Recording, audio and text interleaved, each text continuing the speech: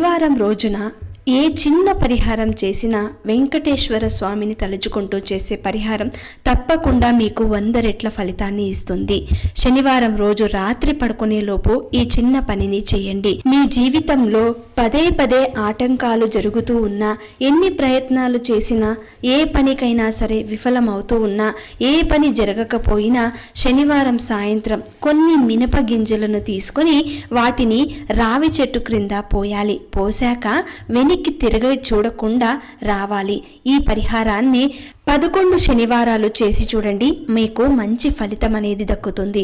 ప్రతి శనివారం తప్పకుండా కొన్ని మినప గింజలను తీసుకెళ్లి రావి చెట్టు క్రింద పోసి రావాలి. అలా చేసినట్లయితే ఏ ఆటంకాలు లేకుండా మీరు ఏ పని తలపెట్టినా దిగ్విజయంగా దానిని పూర్తి చేయడానికి ఆ వెంకన్న అనుగ్రహం మీకు దక్కుతుంది. ఎందుకంటే రావి చెట్టులో ఆ శ్రీ మహావిష్ణువు కొలువై ఉంటారు.